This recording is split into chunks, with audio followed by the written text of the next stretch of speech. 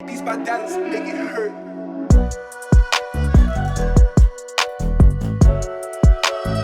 So good evening everyone, कैसे हैं यार सभी लोग। इस वीडियो में हम इंटीग्रल कैलकुलस के बारे में कुछ और चीज़ें जानने वाले हैं। हमने जो लास्ट वीडियो थी हमारी, उसमें देख लिया था कि हम इंटीग्रेशन जो है वो कैसे करते हैं। हमने लास्ट वीडियो में समझ लिया था कि जो इंटीग्रेशन होता है वो कहीं ना कहीं डिफरेंशिएशन का उल्टा होता है। एंड उसी चीज़ को यूज़ करके हमने जो इंटीग्रेशन के हमारे फॉर्मूलेज थे उनको डिराइव करा था। इनफैक्ट हमने कई सारे फॉर्मूलेज याद भी करे थे एंड हमने ब्रॉडली थोड़ा समझा था कि अगर हमें कोई भी इक्वेशन गिवन है तो उसको हम इंटीग्रेट कैसे कर सकते हैं। वीडियो एंड होते होते मैंने एक सब्सटीट्यूशन यूज़ करके इंटीग्रेशन जो है वो कैसे करना होता है वो मैंने आपको सिखाया था। आज उसी के हम और एग्जाम्पल्स देखने वाले हैं एंड वीडियो एंड होते होते हम समझेंगे कि जो डेफिनेट इंटीग्रेशन है वो क्या होता है। एक्चुअली में हमने डिफरेंशिएशन में समझ लिया था कि जो डिफरेंशिएट हम किसी इक्वेशन को करेंगे तो उसको डिफरेंशिएट करने के बाद हमको उसकी स्लोप मिलती है। एक पॉइंट पे हमको उसकी स्लोप मिलती है। सिमिलरली इंटीग्रेशन जब हम करेंगे, ठीक है, हमने जब इंटीग्रेशन करा तो इंटीग्रेशन करने के बाद हम जब उसमें लिमिट्स अप्लाई करते हैं, यानी कि हम जब किसी चीज़ का डेफिनेट इंटीग्रेशन करते हैं, चिंता मत करिए अभी समझ नहीं आ रहा है तो बाद में मैं डेफिनेट इंटीग्रेशन आपको समझाने वाला हूँ। तब हमें एक जो कर्व होती है वो किसी एक्सिस से कितना एरिया जो है कवर कर रही है वो हम निकाल सकते हैं किन्हीं दो पॉइंट्स के बीच में। ठीक है, मैं अभी क्या बोला हूँ अगर आपको समझ नहीं आया है तो चिंता मत करो यार, धीरे धीरे आपको ये सारी चीज़ें इस वीडियो में समझ आने वाली हैं। Just was just an overview, ताकि आपको एक आइडिया लग जाए हम आज क्या क्या पढ़ने वाले हैं। ओके, तो यार वीडियो स्टार्ट करने से पहले like every time, my name is Rakshit Mandloi. I am a student at BITS Pilani. My JEE Mains percentile in physics was 99.7. ठीक है, तो इस चैनल पे JEE Mains and JEE Advanced जैसी एग्ज़ाम को आपको किस तरीके से फोड़ना है, इनफैक्ट नीट के बच्चों को किस तरीके से तैयारी करनी होती है, एंड हमें क्लास 12th जो हमारी बोर्ड एग्जाम्स आएंगी, क्लास 11th के हमारे जो स्कूल के एग्जाम्स हैं, in fact exams like KVPY and INPHO, इनको यार किस तरीके से तैयारी करनी होती है, इनको प्रिपेयर करने के लिए क्या क्या पढ़ना होता है, वो सभी आपको इस चैनल पे बताया जा रहा है। ठीक है, तो यार अभी तक सब्सक्राइब नहीं करा है तो वो कर दो पहले, क्योंकि यहाँ पे साल भर कंटेंट आने वाला है एंड तुम्हें इसका पूरा फ़ायदा मिले, इसलिए तुम सब्सक्राइब कर दो ताकि कुछ चीज़ें तुम्हारी मिस नहीं हो रही हो। ओके, एंड इसी के साथ padle.in जो है that is our Instagram handle. यहाँ पे काफ़ी इंपॉर्टेंट अपडेट्स जो है तुम्हें देखने को मिल रहे होंगे। उसी के साथ साथ पढ़ले 11th JEE एंड नीट जो है that is our Telegram group, तो यहाँ पे नहीं आए हो तो फटाफट आ जाओ यार। ठीक है, एज वेल एज padle.in जो है that is our website and यहाँ पे तुम्हें बेस्ट क्वालिटी नोट्स अवेलेबल हो रहे होंगे kinematics onwards in physics, and जो हमारे दूसरे सब्जेक्ट्स हैं उनके नोट्स तो ऑलरेडी वेबसाइट पे अवेलेबल हो चुके हैं। ये कोई ऐसे वैसे नोट्स नहीं है यार, these are digitalize hand written notes. ठीक है, एंड इसी के साथ साथ अगर तुमको नहीं पता है तो हमारी जो टेस्ट सीरीज़ है उसका भी लॉन्च हो गया है। ठीक है, टेस्ट सीरीज़ में वीकली क्वेश्चंस आ रहे हैं। ठीक है, हर हफ्ते तुम्हें 25 क्वेश्चंस मिल रहे हैं which are very relevant to your examinations. ठीक है, और वो क्वेश्चंस करने के बाद तुम्हें पूरी एनालिसिस मिल रही होगी, तुमने कौन सा क्वेश्चन गलत किया है, कौन सा क्वेश्चन सही किया है, एंड उसके बाद तुम्हें उनके सॉल्यूशंस मिल रहे होंगे, and as an icing on the cake तुम्हें इन सब के बाद उनके वीडियो सॉल्यूशंस भी मिल रहे होंगे यार। तो पूरा कवरेज तुम्हारा इस चैनल पे हो रहा है, हर तरीके से everything which is required to prepare for JEE तुम्हें इस चैनल पे दी जा रही है। Everything is for free except जो टेस्ट सीरीज है which is at a very nominal cost यार, 219 रुपीज़ है, तुम एक बार वेबसाइट पे जाके चेक कर सकते हो, एंड दैट इज़ फॉर पूरा साल, पूरे साल के लिए। और getting a test series with 219 rupees यार, इतनी सस्ती तो JEE की बुक्स भी नहीं आती। ठीक है, एंड अगर तुम सेट्स में लेने जाओगे ना तो 2 से 3 बुक आती है एटलीस्ट 11th क्लास की किसी भी पब्लिकेशन की, राइट। तो वो तुम देख लो यार कितना अलग लेवल पे अफोर्डेबल कर दिया है हमने वो तुम्हारे लिए। ठीक है, अब हमने लास्ट में जो टॉपिक छोड़ा था उसको फिर से हम जो है पढ़ना स्टार्ट करते हैं। हम लास्ट में पढ़ रहे थे कि हमें इंटीग्रेशन जो है वो सब्स्टिट्यूशन से कैसे करना होता है। मैंने आपको कुछ इस टाइप का क्वेश्चन दिया था, एक ट्रिग्नोमेट्रिक फंक्शन था, अंदर में x² था, बाहर में x था, उसको हमें इंटीग्रेट करना था विद रिस्पेक्ट टू x। तो फिर हमने क्या करा था, अब हम फिर से रिवाइज कर लेते हैं। हमने सोचा था कि क्या हमें साइन ऑफ x² का इंटीग्रेशन आता है। तो यार हमने बोला साइन ऑफ एक्स स्क्वायर का तो इंटीग्रेशन हमें पता ही नहीं है, लेकिन हमें साइन ऑफ एक्स का इंटीग्रेशन पता है, ठीक है। तो यहाँ पे अगर कुछ टर्म जो है अंदर कुछ वेरिएबल जो है वो स्क्वायर वाले फॉर्मेट में है साइन में, तो हम उसका इंटीग्रेशन करना नहीं जानते, लेकिन अगर जो वो वेरिएबल है उसकी पावर 1 है तो हम उसका इंटीग्रेशन करना जानते हैं, ठीक है। तो हम क्या करेंगे, अब मैं तुम्हें बोल रहा हूँ कि हम ऐसा कर सकते हैं क्या, हम एक्स स्क्वायर को टी से बदल सकते हैं क्या।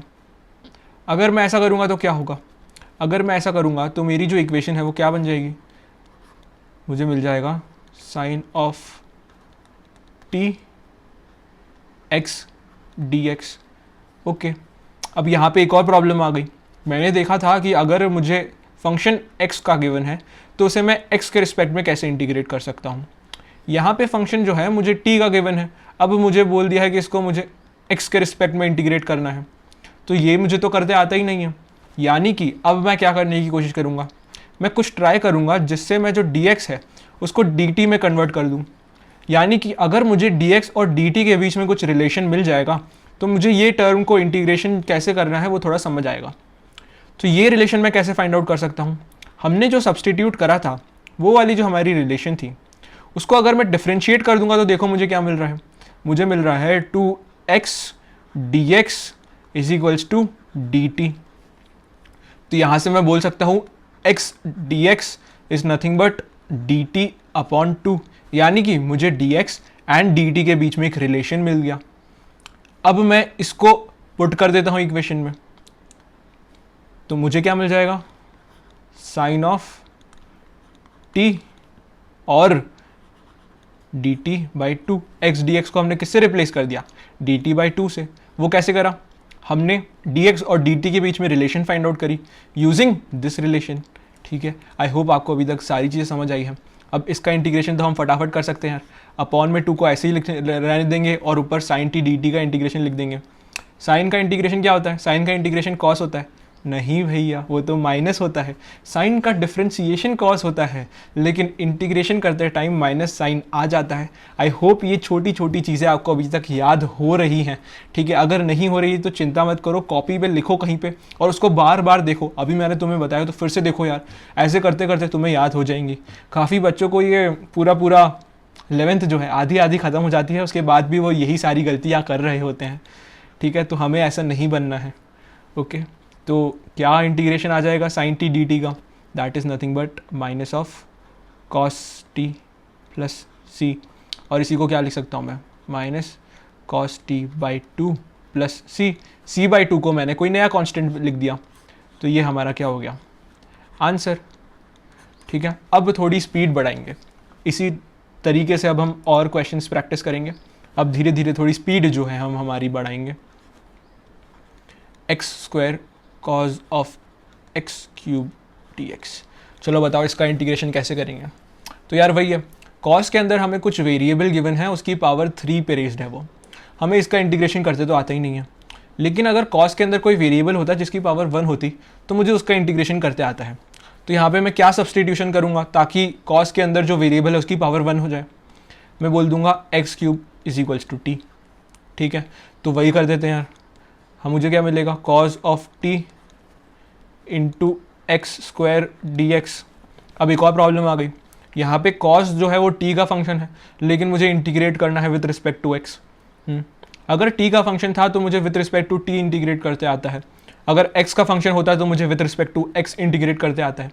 लेकिन यहाँ पे तो टी का फंक्शन है and with respect to X integrate करने के लिए बोल दिया है। तो क्या मुझे ये जो डी एक्स है इसको डी टी में कन्वर्ट करना पड़ेगा, तो हाँ मुझे करना पड़ेगा। अब मैं सोचूंगा मैं डी एक्स को डी टी में कैसे कन्वर्ट कर सकता हूँ, तो मैं इस रिलेशन को यूज़ करूँगा, इसको मैं डिफ्रेंशिएट करता हूँ तो मुझे क्या मिल रहा होगा, मुझे मिलेगा 3x square D X is equals to D T. यानी कि मुझे अब D X and D T में जो है रिलेशन मिल गया। यहाँ से मैं बोल सकता हूँ X square D X is equals to D T by 3, ठीक है। और अब मैं इस इक्वेशन को कैसे लिख दूंगा, cos T into D T by 3, यानी कि मैंने एक्स स्क्वायर डी एक्स को डी टी बाई 3 से रिप्लेस कर दिया। मैं ऐसा क्यों कर पाया, क्योंकि मैंने इस इक्वेशन को डिफ्रेंशिएट करके निकाल दिया कि X square D X is equals to D T by 3। ठीक है। अब मुझे पता है cos t dt जो है उसका इंटीग्रेशन क्या होता है, that is nothing but sine of t by 3 plus c। ये हमारा आंसर हो जाएगा।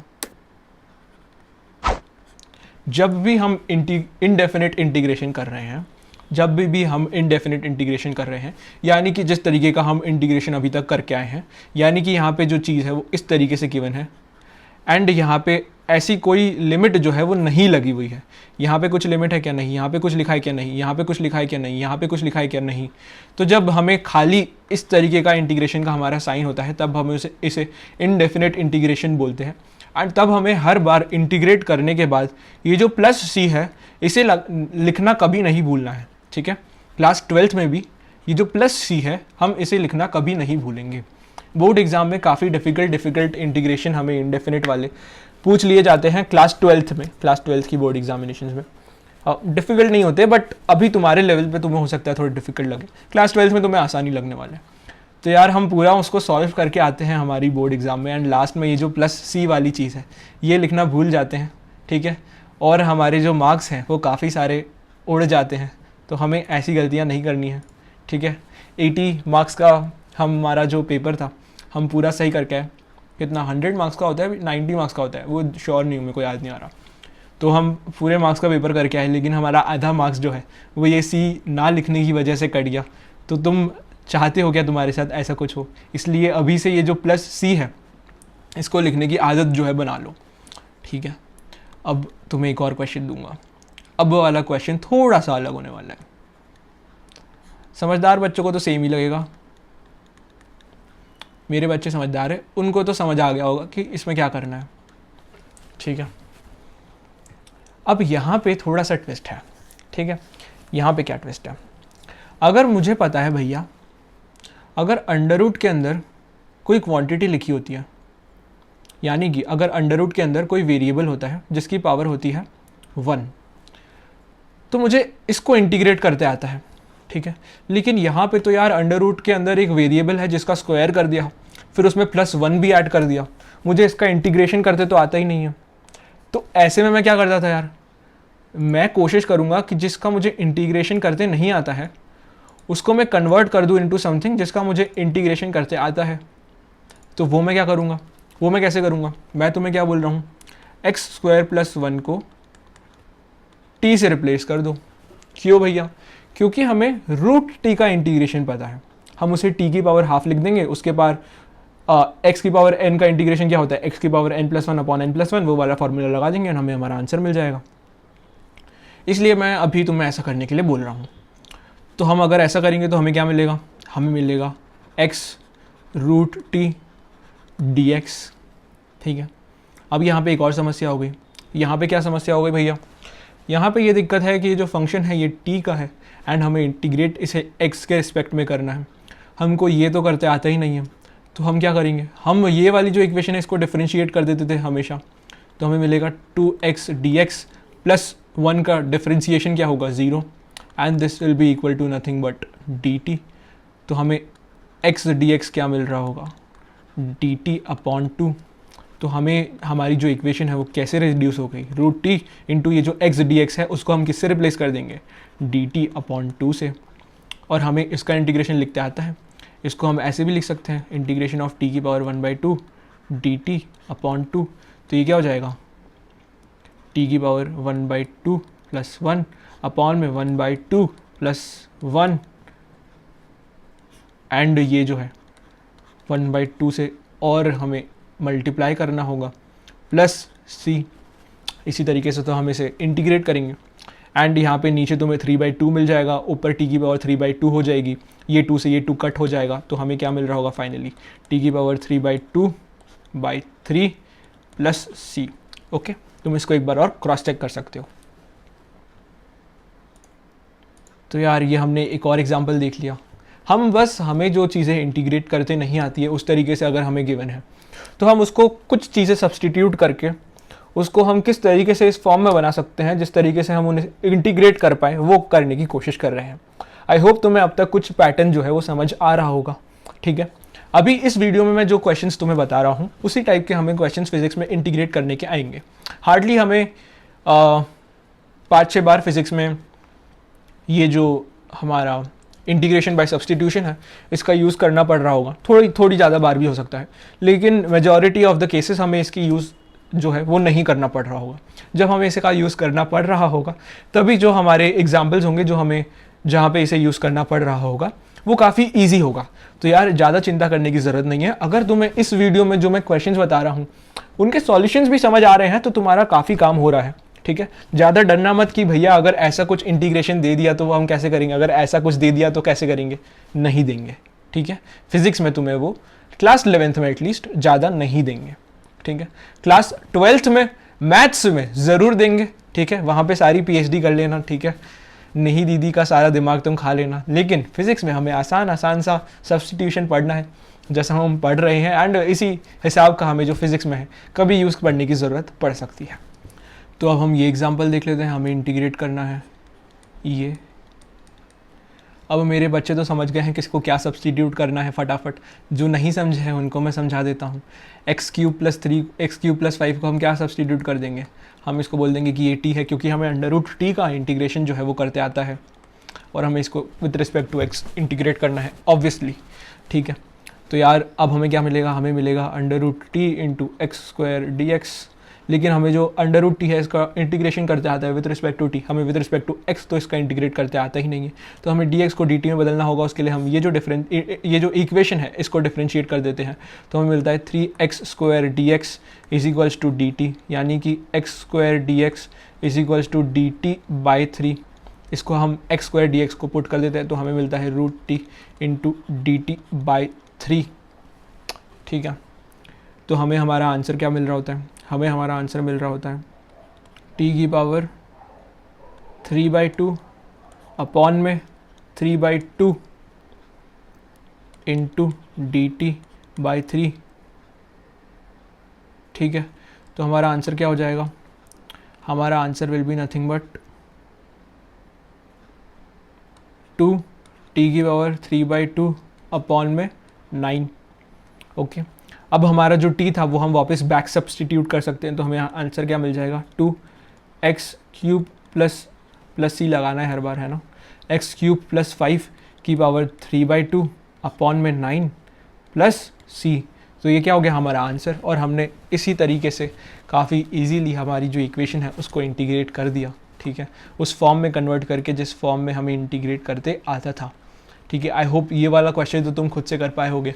अब आने वाले जितने भी क्वेश्चन हैं वो वीडियो पॉज करके खुद से सोचना है, ठीक है। ये थोड़ा सा तुम्हें हो सकता है अभी थोड़ा ट्रिकी लगे, क्योंकि इस टाइप का मैंने तुम्हें अभी सब्स्टिट्यूशन दिखाया नहीं है।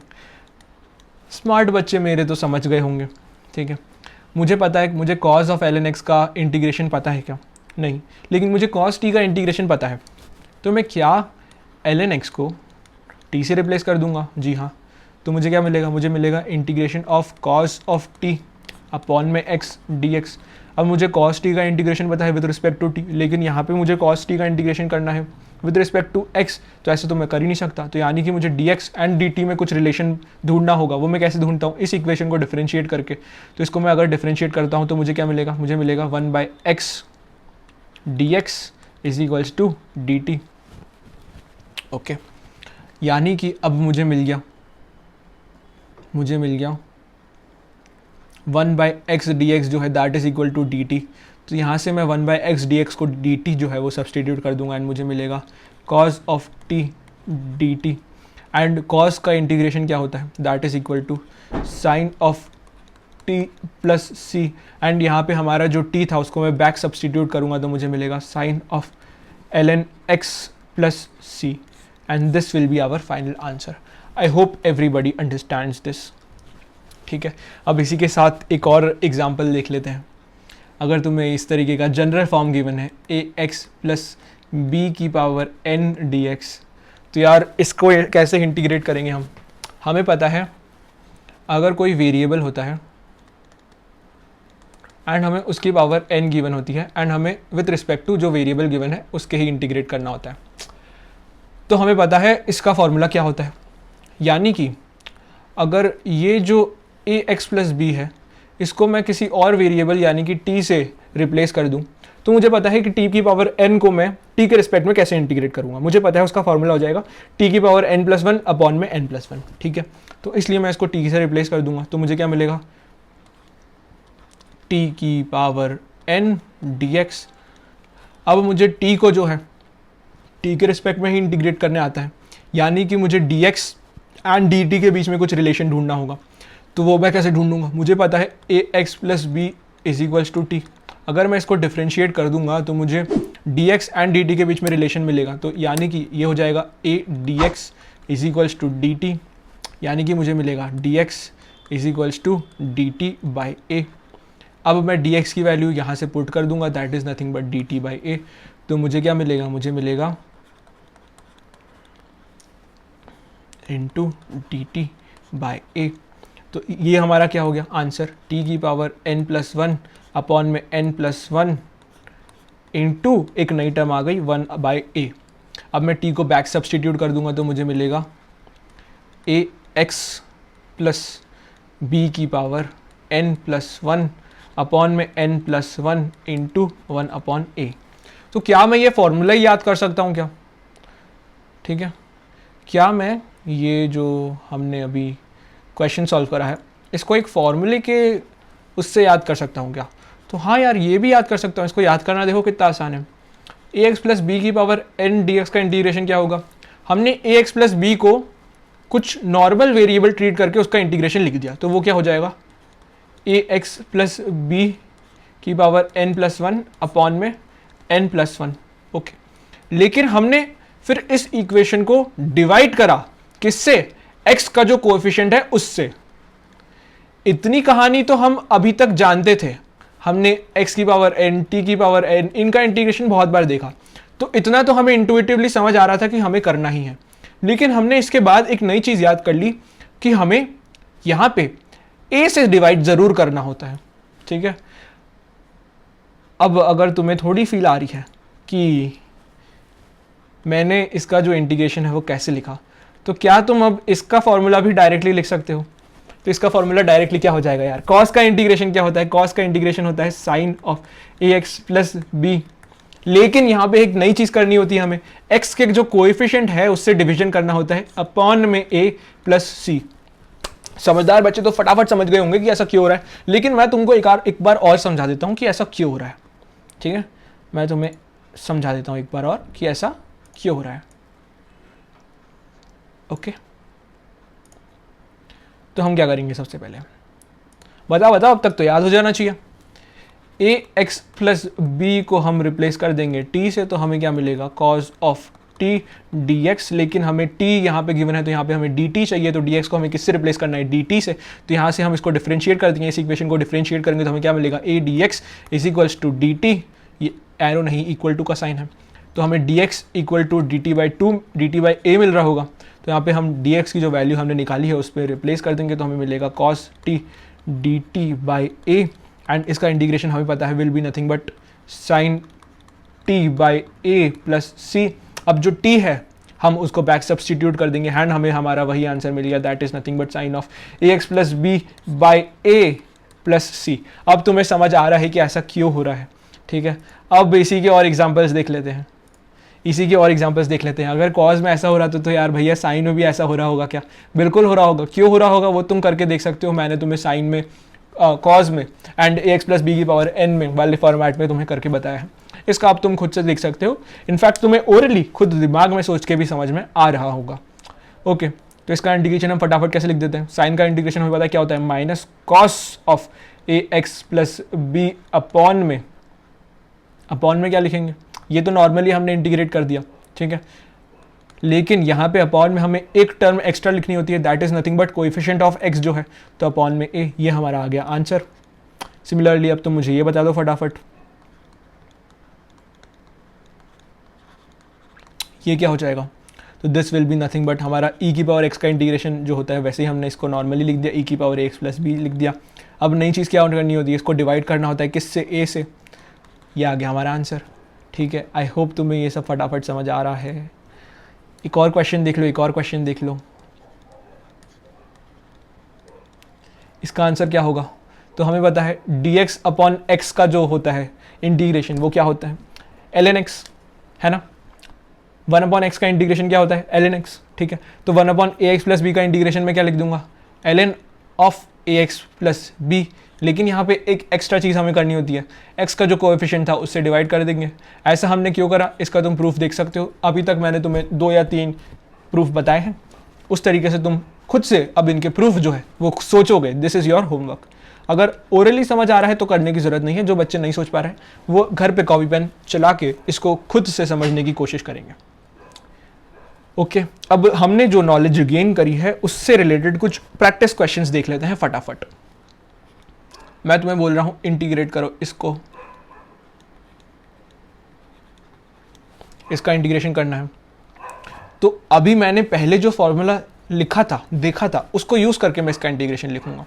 मैं मान लूँगा ये कोई एक ही वेरिएबल है पूरा, ठीक है, और वैसे मैं इंटीग्रेट कर दूंगा, ठीक है। तो वो मुझे आंसर क्या मिलेगा, मुझे मिलेगा 3x प्लस 5 की पावर 2 प्लस 1 वो जाएगी 3 अपॉन में 2 प्लस 1 वो हो जाएगा 3।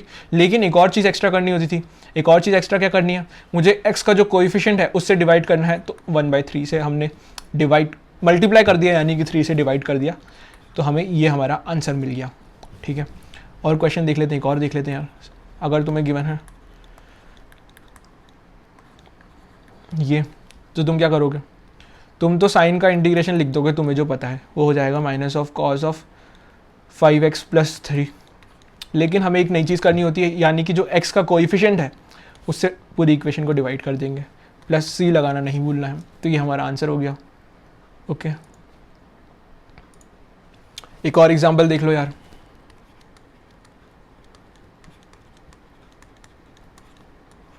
तो हमें पता है sec स्क्वायर x का इंटीग्रेशन क्या होता है tan x। वो क्यों होता है, क्योंकि tan x का डिफरेंशिएशन क्या होता है sec स्क्वायर x। तो sec square of 2x plus 1 का इंटीग्रेशन क्या हो जाएगा, this will be nothing but normally कर देंगे tan ऑफ 2x प्लस 1। लेकिन यहाँ पे एक चीज़ याद रखनी होती है, हमें डिवाइड किससे करना है, x के कोएफिशिएंट से, which is nothing but 2 plus c लगा देंगे। ये हो गया हमारा आंसर। फटाफट आ रहे हैं, ठीक है। अब एक लास्ट देख लो यार, e की पावर 5x अगर गिवन है तो हमें पता है e की पावर x का इंटीग्रेशन क्या होता है, e की पावर x। लेकिन अगर e की पावर 5x है तो हम क्या करेंगे, हम सबसे पहले तो वैसे ही इंटीग्रेट कर देंगे, यानी कि e की पावर 5x को वैसा का वैसा लिख दिया।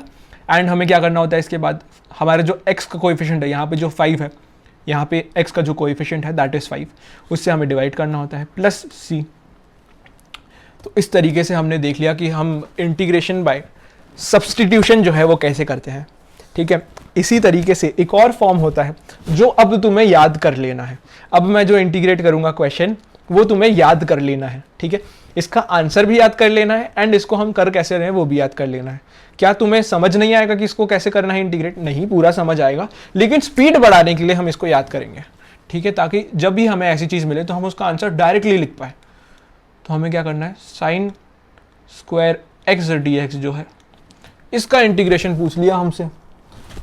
अब मैं क्या करूं, यहाँ पे तो मुझे समझ भी नहीं आ रहा है, मैं कुछ सब्स्टिट्यूट करूंगा तो ये उस फॉर्म में कन्वर्ट हो जाएगा जिसमें मुझे इंटीग्रेट करते आता है। मुझे साइन t का इंटीग्रेशन पता है, मुझे साइन t dt का इंटीग्रेशन पता है, लेकिन इसको मैं इस फॉर्म में कन्वर्ट कर ही नहीं पा रहा हूँ। तो ऐसे में क्या करेंगे, ऐसे मैं सोचता हूँ ट्रिग्नोमेट्री अप्लाई करने का। जब कोई सब्स्टिट्यूशन नहीं समझ आए तब हम क्या अप्लाई करने का सोचेंगे, हम ट्रिग्नोमेट्री अप्लाई करने का सोचेंगे। तो मैं तुमसे बोल रहा हूँ कि अगर मुझे कोई ट्रिग्नोमेट्रिक फंक्शन गिवन है स्क्वायर वाले में फॉर्मेट में, तो मैं क्या इसको कोई ट्रिग्नोमेट्री का फंक्शन जो कि स्क्वायर वाले फॉर्मेट में नहीं है उसमें कन्वर्ट कर सकता हूँ। ऐसी कोई आइडेंटिटी मैंने पढ़ी है क्या, तो हाँ मैंने ऐसी एक आइडेंटिटी पढ़ी है। तुम थोड़ी देर सोचो कि ऐसी कौन सी आइडेंटिटी थी, मैं तो तुम्हें बता ही दूंगा, ठीक है। चलो हिंट देता हूँ, cos 2x का फॉर्मूला याद है, cos 2x का फॉर्मूला, cos 2x के फॉर्मूले की हमने 3 चीज़ें पढ़ी थी। cos 2x is equals to क्या होता है, ये cos square x minus sine square x, और इसी को हमने कैसे लिख दिया था, इसी को हमने ऐसे भी लिख दिया था 2 cos स्क्वायर x माइनस 1, और इसी को हमने ऐसे भी लिख दिया था 1 माइनस 2 साइन स्क्वायर x। इसको हमने इसमें कैसे कन्वर्ट करा था और इसको हमने इसमें कैसे कन्वर्ट करा था, हमें पता है sine square X and cos square X equal to 1 होता है, उसको यूज़ करके हमने इसको इसमें कन्वर्ट कर दिया था। ठीक है, तो यहाँ से मुझे पता है कि अगर मुझे साइन स्क्वायर एक्स अगर गिवन है तो मैं उसको कैसे लिख सकता हूँ, मैं साइन स्क्वायर एक्स को लिख सकता हूँ 1 माइनस कॉस 2x बाय 2। क्या करा है, कुछ नहीं, इसी इक्वेशन को थोड़ा सा रीअरेंज कर दिया और वो इस फॉर्मेट में आ गई। अब मेरे को पता है साइन स्क्वायर एक्स को मैं 1 माइनस कॉस 2x बाई 2 लिख सकता हूँ। कोई ट्रिग्नोमेट्रिक फंक्शन अगर स्क्वायर वाले फॉर्मेट में था तो मुझे उसका इंटीग्रेशन पता ही नहीं था, तो मैंने देखा कि मैं उस इंटीग्रेशन फंक्शन जो गिवन है स्क्वायर वाले फॉर्मेट में, मुझे कोई ऐसी आइडेंटिटी पता है क्या जिसको मैं यूज़ कर लूँगा तो वो जो स्क्वायर है वो हट जाएगा। ठीक है, फिर मैंने रिवाइज करा कि मुझे पता है cos 2x क्या होता है, cos 2x is nothing but 1 minus 2 sign square x, वहाँ से मैंने साइन स्क्वायर एक्स निकाल लिया, वो मुझे मिला 1 minus cos 2x by 2। Okay, अब मैं साइन स्क्वायर एक्स को रिप्लेस कर दूंगा by what, 1 minus cos 2x by 2। Okay, तो मुझे क्या करना है, साइन स्क्वायर एक्स को रिप्लेस कर देना है 1 minus cos 2x by 2 dx। और अब मुझे इसका इंटीग्रेशन पूछ लिया गया है, तो क्या मुझे इसका इंटीग्रेशन आता है? जी हाँ, मुझे इसका इंटीग्रेशन तो पता है क्या होता है, मुझे पता है 1/2, यानी कि अगर कोई कांस्टेंट है 1 अगर कांस्टेंट है तो उसको मैं लिख सकता था x की पावर 0।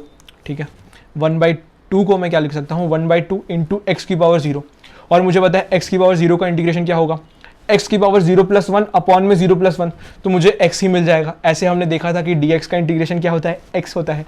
सिमिलरली अगर कोई कांस्टेंट है तो उसका इंटीग्रेशन क्या हो जाता है, कांस्टेंट इनटू x। ये हमने पुरानी वीडियो में समझा है, उसको यूज़ करके मैं यहाँ पे लिख दूंगा इसका जो इंटीग्रेशन है that will be nothing but 1/2x minus cos 2x का इंटीग्रेशन क्या होगा, अब यहाँ पे अपॉन में 2 लगा देते हैं, एंड कॉस 2x का इंटीग्रेशन क्या होता है, that is nothing but sine 2x। लेकिन 2 है यहाँ पे x का कोएफिशिएंट, तो हमें क्या 2 से डिवाइड भी करना पड़ेगा। जी हाँ, अभी हमने इस टाइप के काफ़ी सारे फॉर्मूले देखे, तो यहाँ पे इस क्वेश्चन में सारी चीज़ें तुम्हारी रिवाइज हो रही है, ट्रिग्नोमेट्री भी लग गई, इंटीग्रेशन के भी काफ़ी सारे नॉलेज यूज़ हो गए। ओके, तो ये हमारा आंसर मिल गया। यहाँ पे इंटीग्रेशन का साइन क्यों लगा दिया मैंने, प्लस c, तो हमारा आंसर क्या हो गया, हमारा आंसर हो गया x माइनस, ऐसे भी कर सकते हैं, कॉमन ले लो, बाई 4 प्लस c। ठीक है, आई होप तुम्हें समझ आया कि मैंने ये जो आंसर है वो कैसे निकाला। मैंने सबसे पहले, हमें जो क्वेश्चन में ट्रिग्नोमेट्रिक फंक्शन था वो स्क्वायर वाले फॉर्मेट में था, मैंने आइडेंटिटी लगा के उसको लीनियर वाले फॉर्मेट में कन्वर्ट करने की कोशिश करी सबसे पहले। फिर जब वो लीनियर वाले फॉर्मेट में कन्वर्ट हो गया, मैंने इंटीग्रेशन करा। ठीक है, और उनको मैंने जो इंटीग्रेशन के रूल्स आज तक सीखे हैं उनको यूज़ करके मैंने इसको ईजिली इंटीग्रेट कर दिया। ठीक है, तो ये हमारा आंसर आ गया। और साइन स्क्वायर एक्स को अब हम किससे रिप्लेस करेंगे,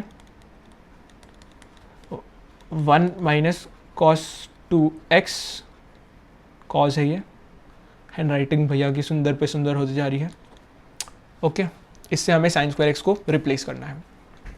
ठीक है, अब एक और क्वेश्चन, ये तो मुझे मेरे बच्चे बता ही देंगे, मैंने उनको पूरी हिंट्स दे दी है इसको बताने के लिए, ये तो तुम लोग बता ही दोगे, इसका इंटीग्रेशन क्या होगा।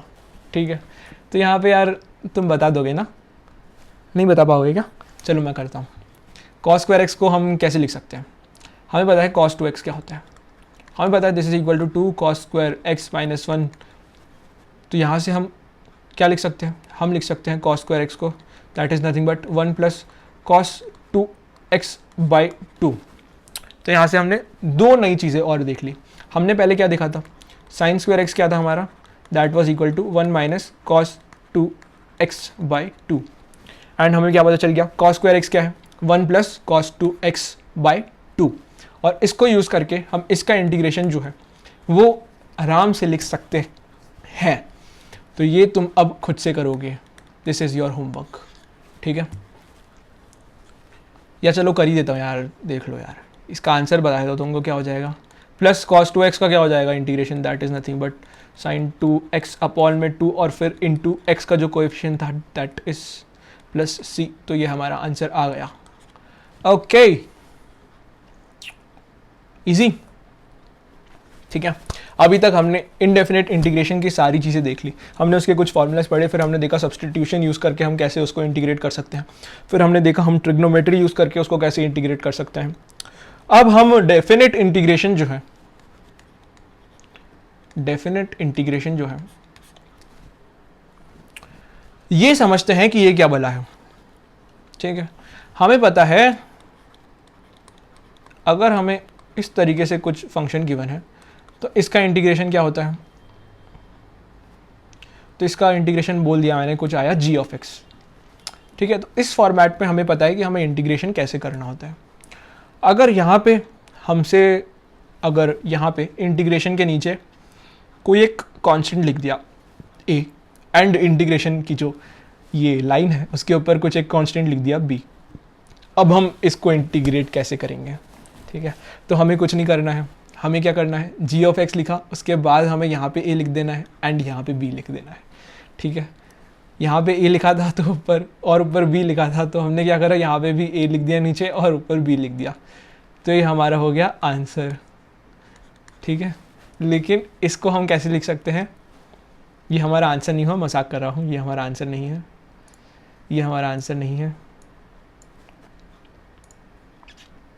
अगर तुम्हें यहाँ पे ये चीज़ जो है इस तरीके से गिवन है तो इसको हम हमेशा किस तरीके से लिख देंगे, हम इसको बोल देंगे g of b minus g of a। Okay, अगर तुम्हें ये गिवन है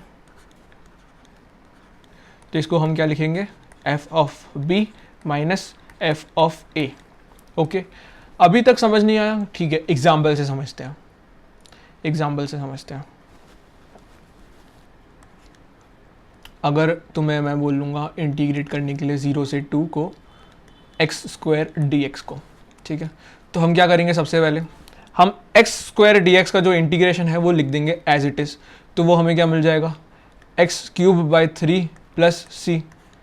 अब यहाँ पे हमें ब्रैकेट के बाहर जो हमारी लिमिट्स थी उनको एज इट इज़ लिख देना है। अब हम क्या करते थे, हमें पता है अगर ये जो है ये इस फॉर्मेट में है तो इसका आंसर क्या होता है, g of b minus g of a। ठीक है, यहाँ पे भी मैं वही कर दूंगा।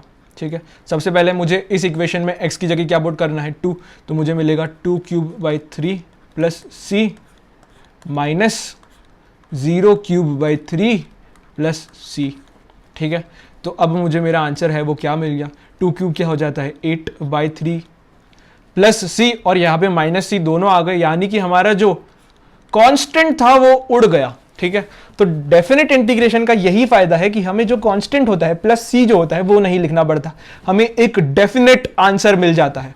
इनडेफिनेट इंटीग्रेशन में जो हमें एक प्लस सी में लिखना पड़ रहा था उसकी वजह से चीजें इनडेफिनेट थी, हमें समझ ही नहीं आ रहा था वो प्लस सी जो है वो कांस्टेंट जो है उसकी क्या वैल्यू है। लेकिन हमने देखा डेफिनेट इंटीग्रेशन में हम लिमिट्स पुट कर देते हैं, हम लिमिट्स पुट करते हैं, उसके बाद हमें जो फंक्शन मिलता है इंटीग्रेट होने के बाद में उसमें हम सबसे पहले अपर लिमिट डालते हैं। सबसे पहले हमने अपर लिमिट डाली, ये हमारी अपर लिमिट है, ऊपर जो लिखे है that is upper limit, minus करके वही फंक्शन और इस बार हम उसमें लोअर लिमिट डालते हैं। लेकिन ये माइनस करने के चक्कर में हमारा जो प्लस सी वाला पार्ट था वो पूरा उड़ जाता है, इस वजह से हमारा जो आंसर होता है वो डेफिनेट मिलता है हमें। तो ये थोड़ा डेफिनेट इंटीग्रेशन की तुम्हें चीजें समझ आई है। ठीक है, इसी तरीके से अगर मैं तुम्हें एक और क्वेश्चन दूं और तुम्हें इसे इंटीग्रेट करने को बोलूं 0 से लेके पाई बाई 2 तक, तो हम इसको कैसे करेंगे। तो यार सबसे पहले तो सोचते हैं कि साइन स्क्वायर एक्स का इंटीग्रेशन कैसे करना है। अभी मैंने तुमको बताया था, अभी हाल बताया है मैंने तुम्हें कि साइन स्क्वायर एक्स को हम किससे लिख सकते हैं। अगर ये याद नहीं हुआ है तो फटाफट याद करो यार, मज़ा नहीं आएगा नहीं तो पढ़ने में। 1 माइनस कॉस 2x बाई 2 से हम साइन स्क्वायर एक्स को रिप्लेस कर सकते हैं। ओके, तो हम वो कर देंगे 0 से लेके पाई बाई 2, और हमने साइन स्क्वायर एक्स को किससे रिप्लेस कर दिया, 1 minus cos 2x by 2 dx से। एंड हम इसको इंटीग्रेट करेंगे तो हमें आंसर क्या मिलेगा, हमें मिलेगा 1 by 2x minus sine 4x by 4 plus c। लेकिन यहाँ पे हमें एक चीज़ एक्स्ट्रा लिखनी होती है, हमारी जो लिमिट्स है उन्हें हमें भूलना नहीं है। ठीक है, तो सबसे पहले ये जो हमें इक्वेशन मिली है इसमें हम पाई बाई 2 डालेंगे x की जगह, माइनस कर देंगे यही इक्वेशन, लेकिन यहाँ पे हम क्या डाल देंगे 0। ठीक है, ये जो हमें आंसर मिला है इसमें हम x की जगह π/2 डालेंगे सबसे पहले, तो हमें क्या मिलेगा, हमें 1/2x किस में कन्वर्ट हो जाएगा, π/4 में, माइनस ये क्या मिलेगा हमें, यहाँ पे 4 क्यों लिख दिया मैंने, यहाँ पे 2 ही आएगा यार। ये गलतियाँ तुम अगर नहीं पकड़ पा रहे हो, समझ जाना चाहिए, इतनी सारी प्रॉब्लम्स टीचर ने कराई और एक छोटी सी गलती कर रही है तो वो तुम्हें पकड़ लेना है, ठीक है। आई होप तुम्हारा ध्यान था और तुम्हें समझ आ गई है कि मैंने यहाँ पे 4 लिखते समय गलती कर दी थी। अगर नहीं समझ आई है तो यार अटेंशन कैपेसिटी इंक्रीज करो अपनी, ओके। तो यार ये भी मतलब एक काफ़ी ड्रॉबैक होता है ऑनलाइन पढ़ाने का, मतलब तुम्हारे लिए ड्रॉबैक नहीं है, मेरे लिए ड्रॉबैक है। अगर क्लास में पढ़ाता तो कोई बच्चा पॉइंट आउट कर देता कि यार भैया ये यहाँ पे गलत लिख दिया आपने, यहाँ पे कुछ गलत लिख दो तो यार पूरा फिर से करना पड़ता है, ठीक है। तो यहाँ पे x की जगह हम क्या पुट कर देंगे, π/2, ओके। तो यहाँ पे हमने 1/2x हमारे किस में कन्वर्ट हो गया, π/4 में, माइनस यहाँ पे हमें x की जगह क्या लिखना है, π/2, तो हमें क्या मिलेगा, sine of π/4, okay, plus c, minus अब हमें क्या पुट करना है, लोअर लिमिट हमारी, तो वो क्या है 0, तो 1/2x क्या बन जाएगा 0, साइन ऑफ 0 क्या होता है, वो भी क्या होता है 0, माइनस 0, प्लस c, तो यहाँ पे plus c and minus c cancel out हो जाएंगे एंड हमें हमारा आंसर मिल जाएगा π/4 माइनस साइन ऑफ π/4।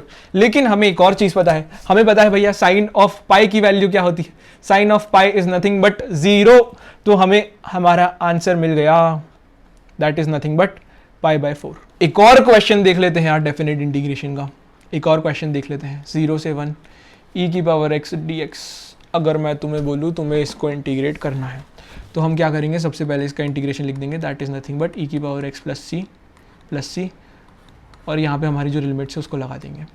अब हम सबसे पहले x में 1 पुट करेंगे तो हमें क्या मिलेगा, प्लस c, माइनस x में 0 पुट करेंगे तो हमें क्या मिलेगा ये, तो हमारा आंसर क्या हो जाएगा, e⁻1 माइनस 1, c और c कैंसिल हो जाएंगे, दिस इज आवर आंसर, ठीक है। तो आई होप तुम्हें इतनी चीज़ें समझ आई है, ठीक है। अब हम समझते हैं कि जो हमारा डेफिनेट इंटीग्रेशन है उसका एक्चुअल में फिजिकल सिग्निफिकेंस क्या है, ठीक है। हमने अभी तक देख लिया कि हम इंटीग्रेशन जो है वो कैसे करेंगे, हमने देखा इंटीग्रेशन डिफरेंशिएशन का उल्टा है, फिर हमने डेफिनेट इंटीग्रेशन जो है वो समझ लिया क्या होता है। Definite integration is nothing but integration में लिमिट्स लगा दी, तो जो हमारा इंटीग्रेट करके आंसर आ रहा था उसमें सबसे पहले अपर लिमिट डालना है, माइनस उस आंसर में लोअर लिमिट डालना है, ठीक है, समझ आ गया ना, g ऑफ x, और उसमें जब हम लिमिट्स लगा देते लोअर लिमिट a से अपर लिमिट b तक तो हमें क्या मिलता था, g of b minus g of a। ये हमने देख लिया, हमने डेफिनेट इंटीग्रेशन जो है वो कैसे करा। अब हम समझेंगे कि जो हमारा डेफिनेट इंटीग्रेशन है इसका फिजिकल सिग्निफिकेंस क्या है। अभी तक हमने समझा इंटीग्रेशन डिफरेंशिएशन का उल्टा होता है और इसको हम कैसे करते हैं। अब हम समझ रहे हैं कि जो डेफिनेट इंटीग्रेशन है इसका फिजिकल सिग्निफिकेंस क्या है।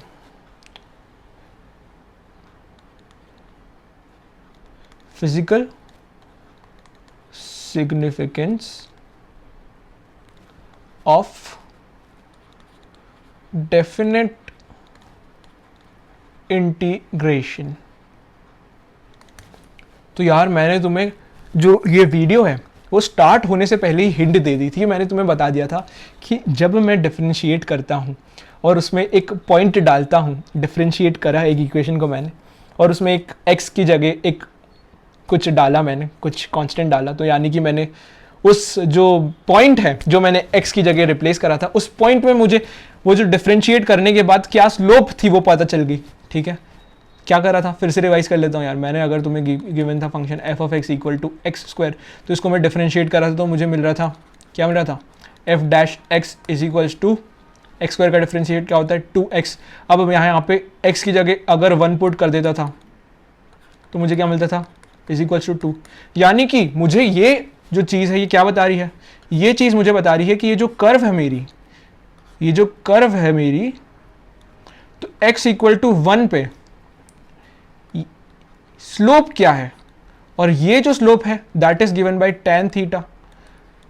थीटा क्या होता था, ये एंगल होता था हमारा, और ये किसके इक्वल आ गई थी 2 के। अगर ये सारी चीज़ें समझ में नहीं आ रही है तो डिफरेंशिएशन की जो वीडियो है वो फिर से देखना है तुम्हें, ठीक है। तो ये मैंने तुम्हें थोड़ा डिफरेंशिएशन रिवाइज कर लिया। तो जिस तरीके से हमें डिफरेंशिएट करके एक कर्व पे स्लोप क्या है किसी पॉइंट पे वो पता चल रही थी, उसी तरीके से हमें इंटीग्रेट करेंगे हम अगर with lower limit A and upper limit B, तो हमें क्या मिल रहा होगा वो मैं तुम्हें समझाता हूँ। हमें एरिया मिल रहा होगा, इतने बच्चे अभी तक समझ चुके हैं, लेकिन वो एरिया कैसे मिलता है वो मैं अभी समझा रहा हूँ। अगर हमारी कुछ कर्व है इस तरीके से, ठीक है, ये हमारी इक्वेशन की कर्व है, और अगर मैं इसे इंटीग्रेट कर रहा हूँ x इक्वल टू ए से लेके x इक्वल टू बी तक, यानी कि मैंने डेफिनेट इंटीग्रेशन करा, तो मुझे जो एरिया मिलेगा वो ये एरिया है, ये पूरा एरिया मिलेगा। यानी कि मेरा जो इंटीग्रेट करा अगर मैंने, ये जो फंक्शन है, ये ग्राफ जिस फंक्शन का है that is y equal to F of X, अगर मैंने इस फंक्शन को इंटीग्रेट करा डेफिनेट तरीके से, जिसमें लोअर लिमिट डाली मैंने a एंड अपर लिमिट डाली मैंने b, तो मुझे जो आंसर मिलेगा मेरा वो क्या रिप्रेजेंट करेगा, वो रिप्रेजेंट करेगा कि ये जो कर्व है उसका क्या एरिया सबटेंड हो रहा है बिटवीन x इक्वल टू है x equal to B and x axis. ठीक है, ये वाला पार्ट तुम्हें समझ में नहीं आया है, तुम फिर से देख सकते हो। ठीक है, अब ये जो है इसको हम इंटीग्रेट करेंगे, तो इसको इंटीग्रेट करने पे हमें एरिया ही क्यों मिलता है? हमने देखा था कि डिफरेंशिएट करने पे हमें स्लोप क्यों मिल रही थी, dy upon D X delta Y upon delta X करके हमने कुछ कुछ कंसेप्ट कहानी बनाई थी। अब सिमिलरली हम अगले वीडियो में देखेंगे कि अगर हम इंटीग्रेट कर रहे हैं तो हमें इंटीग्रेट करने पे ये एरिया क्यों मिल रहा है। ठीक है, ये हम समझेंगे अगली वीडियो में, और इसको हम फिजिक्स में किस तरीके से यूज करके हमारी जो प्रॉब्लम्स है उनको सॉल्व कर रहे होंगे। तो यार ये आज की जो वीडियो थी, this was the second last video of basic mathematics. बहुत ही लंबी प्लेलिस्ट बनी है। लंबी प्लेलिस्ट क्यों बनी? क्योंकि सारी चीज़ें एकदम डिटेल में जिस तरीके से किसी भी कोचिंग में पढ़ाई जाती है, पूरा का पूरा मटेरियल तुमको दिया गया है यहाँ पे। हमारा जो चैनल है उस पर कुछ भी चीज़ें स्किप नहीं करनी थी, इसलिए टाइम लगा है। ठीक है, और सिलेबस टाइमली कंप्लीट होगा कि नहीं इसकी तुम चिंता बिल्कुल मत करो। अगर देखो मैं तुम्हारा सिलेबस 1 महीने जल्दी ख़त्म करा देता हूँ, जब 11th का सिलेबस खत्म होना चाहिए उसके 1 महीने जल्दी सिलेबस खत्म करा देता हूँ। तुम बोलोगे भैया क्या स्पीड से सिलेबस खत्म करा दिया यार, लेकिन अगर वो चीज़ें मैंने स्किप कर दी हैं, अगर कुछ इंपॉर्टेंट चीज़ें, इंपॉर्टेंट नहीं है, थोड़ी कम इंपॉर्टेंट चीज़ें भी मैंने स्किप कर दी है, तो तुम्हें पूरा कंटेंट तो नहीं मिला ना यार। लेकिन इस चैनल पे हम क्या चाह रहे हैं कि तुम्हें पूरा कंटेंट मिले, इसलिए चीज़ें धीरे धीरे लग रही है, और बेसिक मैथमेटिक्स की इसलिए इतनी सारी वीडियोस बनी है। एंड हर वीडियो में मैं तुम्हें कुछ चीज़ जो है जब समझाता हूँ तो पहले इस तरीके से समझाता हूँ, फिर इस तरीके से समझाता हूँ, ताकि वो जो पूरा कॉन्सेप्ट है वो तुम्हारा पूरा कॉन्सेप्ट खुल जाए। ठीक है, इसलिए थोड़ा और टाइम लग जाता है। तो यार तुम बिल्कुल चिंता मत करो, मुझे पता है 11th का सिलेबस कब तक खत्म कराना होता है, तब तक तुम्हारा 11th का जो सिलेबस है वो खत्म हो जाएगा। ठीक है, यहाँ पे कंटेंट कॉम्प्रोमाइज नहीं होगा। अगर जरूरत पड़ेगी तो तुम्हारी वीडियो की जो फ्रीक्वेंसी है वो और बढ़ा दी जाएगी, लेकिन कंटेंट इस चैनल पे तुम्हें पूरा मिल रहा होगा। ओके यार, तो this was all about the video. ये वाली वीडियो में आई होप तुम्हें सारी चीज़ें समझ आई हैं। अभी तक तुम्हें डिफरेंशिएशन एंड इंटीग्रेशन के फॉर्मूले भी याद नहीं हुए हैं तो यार थोड़ी गड़बड़ है, थोड़ी पढ़ाई करना चालू कर दो। ठीक है, समझना एक चीज़ होती है, याद करना एक चीज़ होती है। याद करने की चीज़ें ज़्यादा नहीं हैं, ज़्यादा चीज़ें समझने की हैं, लेकिन जो छोटी मोटी चीज़ें हैं याद करने की, अगर हम उन्हें याद नहीं करेंगे तो समझने में हमें वो मज़ा नहीं आएगा। इसलिए याद करना फटाफट से शुरू कर दो। ठीक है, तो this was all about the video यार, है ना। अभी तक चैनल को सब्सक्राइब नहीं करा है तो वो कर दो यार। ठीक है, और इसी के साथ have a good day and good bye.